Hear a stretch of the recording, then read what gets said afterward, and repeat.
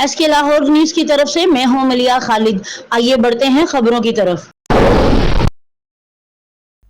وزیر اعظم کے زیر صدارت حکومت و اتحادی جماعتوں کے اجلاس کا مشترکہ اعلامیہ آج یوم سعود منانے اور بعد از نماز جمعہ اسماعیل ہنیہ کی غائبانہ نماز جنازہ ادا کرنے کا فیصلہ۔ پاکستان فلسطین کے امدادی سامان کی تصویر جاری رکھے گا۔ عالمی برادری سے خاموشی توڑنے اور مظلوم فلسطینی کی نسل کشی کو روکنے کا مطالبہ۔ اسرائیل کی اتحاد پسندی اور دہشت گردی شرمناک ہیں۔ اس طرح کی درندگی پر دنیا کی خاموشی لمحہ فکریہ ہے۔ وزیر اعظم محمد فلسطین کی صورتحال پر اتحادی جماعتوں کے پارلیمنٹ سے گفتگو۔ شہید فلسطینی رہنما اسماعیل ہنیہ کو آج دوپہر سپرد خاک کیا جائے گا۔ تدفین آج نماز جمعہ کے بعد کی جائے گی۔ تہران میں شہید اسماعیل ہنیہ کی نماز جنازہ میں لاکھوں افراد نے شرکت کی۔ ایران کے سپریم لیڈر سید علی خامنہئی نے نماز جنازہ پڑھائی۔ اقوام متحدہ کی سلامتی کونسل کا اسرائیلی کارروائیوں کو روکنے کے لیے سفارشی کوششیں تیز کرنے کا مطالبہ۔ ترکیہ کے صدر رجب طیب اردگان اور امریکی صدر جو بائیڈن کے درمیان ٹیلی فونک رابطہ۔ فلسطینی رہنما اسماعیل ہنیہ کی شہادت کے بعد مسجد مصطفیٰ کی صورتحال پر تبادلہ خیال۔ اسماعیل ہنیہ کے قتل کی وجہ سے غزہ جنگ بندی کے مذاکرات کو دھچکا لگے گا: صدر رجب طیب اردگان۔ غزہ پر اسرائیلی بریت جاری، مزید 20 فلسطینی شہید متعدد زخمی ہو گئے۔ شجاعیہ میں اسکول پر اسرائیلی بمباری میں 15 فلسطینی شہید ہوئے۔ اسکول میں پناہ گزین مقیم تھے۔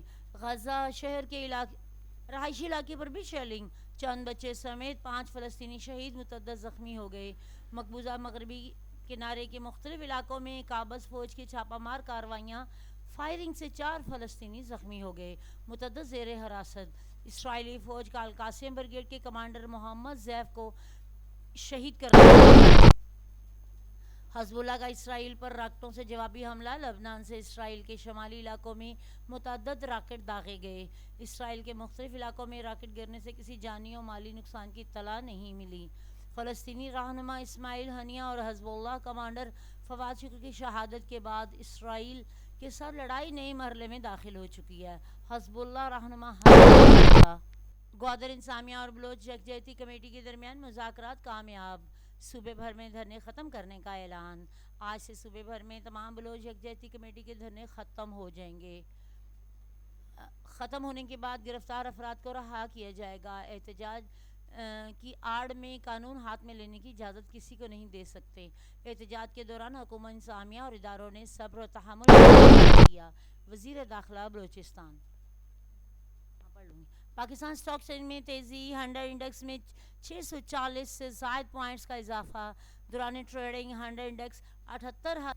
صدر مملکت آصف علی زرداری کا حالیہ بارشوں سے ملک کے مختلف حصوں میں جانی اور مالی نقصان پر افسوس کا اظہار۔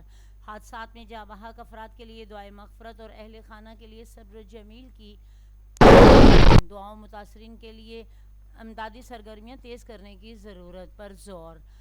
حادثات سے بچاؤ اور نکاسی آب کے لیے انتظامیہ کو بروقت اقدامات لینے ہوں گے: صدر مملکت۔ نوجوانوں کو تعلیم، ہنر، ثقافت اور کھیلوں کے شعبے میں ترقی کے لیے بااختیار بنانا ہے: وزیر اعظم نے پاکستان ایجوکیشن انڈومنٹ فنڈ اور پنجاب ایجوکیشن انڈومنٹ فنڈ شروع کیے ہیں۔ نوجوانوں کے لیے وزیر اعظم کے طلباء کی مدد کرنا ہے: وزیر اعظم یوتھ پروگرام کے چیئرمین رانا مشہور احمد خان کا اسلام آباد میں تقریب سے خطاب۔ پاکستان اور ترکمانستان کی جانب سے ٹاپ گیس پائپ لائن منصوبے میں تیزی۔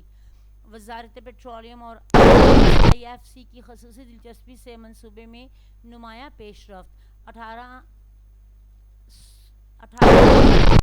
یہ تھی اب تک کی خبریں۔ مزید تفصیلات کے لیے دیکھتے رہیے ایس کے لاہور نیوز۔